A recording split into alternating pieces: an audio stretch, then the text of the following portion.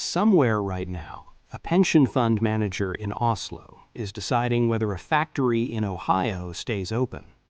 He has never been to Ohio. He does not know the workers there. But his fund owns a significant stake in the company that owns that factory. And if the numbers do not look right this quarter, the position gets trimmed. That is not a conspiracy. That is Tuesday. Most people think their pension is sitting in a vault somewhere with their name on it, a little pile of money growing quietly until they turn 65. The reality is stranger, more interconnected, and honestly, a little unsettling once you see it clearly.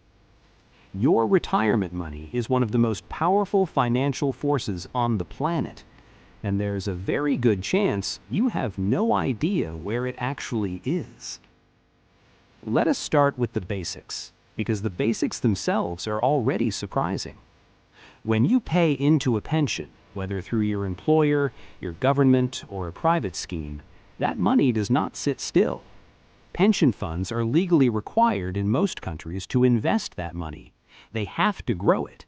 That is the whole premise. You contribute now, the fund invests, the investment grows, and decades later you get paid a monthly income in retirement. Sounds reasonable? Here's where it gets interesting. Pension funds are enormous. We're not talking about a local credit union. The global pension fund industry manages somewhere in the range of $55 to $60 trillion. That's more than the combined GDP of the United States and China. It's one of the largest pools of capital in the world, and it needs to be deployed somewhere. So where does it go?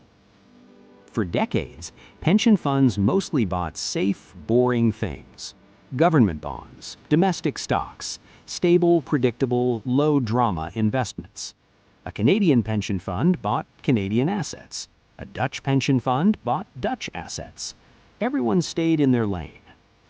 Then the 2000s happened. Interest rates started falling. Then they fell more. Then they fell to almost nothing. And suddenly the safe, boring investments were not generating enough return to actually fund future retirements. The math stopped working. So pension fund managers did what anyone does when the obvious answer stops working. They started looking elsewhere. They looked at infrastructure, toll roads in Australia, airports in the UK, pipelines in Canada, assets that generate steady cash flows over long periods, perfect for a pension fund.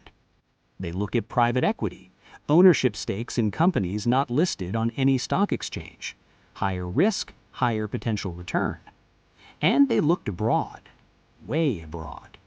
A Norwegian pension fund buying stakes in American real estate, a Japanese pension fund holding European government bonds, a Singaporean sovereign wealth fund, which functions similarly to a pension fund, owning pieces of banks, airports, and data centers across 4 continents.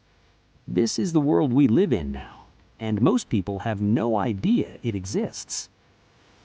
Here's the uncomfortable math. Norway's Government Pension Fund Global, which is the country's sovereign wealth fund, built on oil revenues and designed to fund future Norwegian pensions and public services, owns on average about 1.5% of every listed company in the world. Every company. It holds shares in over 9,000 companies across 70 countries. Think about what that means. When you buy a coffee at a chain cafe, there's a reasonable chance that a Norwegian pension fund owns a slice of that company. When you pay rent, if your building is owned by a real estate investment trust, there's a decent chance a foreign pension fund holds shares in that trust. These funds are so large that they cannot avoid owning everything. Owning everything is the strategy. Now here's where the tension starts to build. Pension funds do not just own shares passively. They vote. They have opinions. They have governance teams whose entire job is to influence how the companies they own are run. And when you own 1.5% of every listed company on Earth, your opinion carries weight. Norway's fund has pushed companies to improve environmental disclosures. It has voted against executive pay packages it considered excessive. It has divested from entire industries. including tobacco and certain weapons manufacturers, based on ethical guidelines set by the Norwegian government. And here's the irony that should make you pause. Norway is a democracy. The decisions about how its pension fund votes and invests are ultimately overseen by elected officials and a formal ethics council. So, in a very real sense, Norwegian voters have indirect influence over corporate behavior in dozens of countries that never voted for anything Norwegian. This is not malicious. Nobody is pulling strings in a dark room, but it is a form of power that most people never think about when they talk about who runs the global economy. Now zoom out further. Norway is actually the transparent example. The fund publishes all its holdings online. You can look up exactly what it owns. Most sovereign wealth funds and large pension funds are nowhere near that open. The Qatar Investment Authority manages somewhere in the range of $450 billion. It owns stakes in Volkswagen, Barclays, the Canary Wharf real estate development in London, luxury hotels and football clubs. The Abu Dhabi Investment Authority manages an estimated $700 billion to $1 trillion and is even more opaque about what it owns. These funds are not charities. They are financial instruments designed to preserve and grow national wealth, and they do it by owning pieces of other countries' economies. So when a Gulf sovereign wealth fund buys a significant stake in a major European bank, what does that actually mean?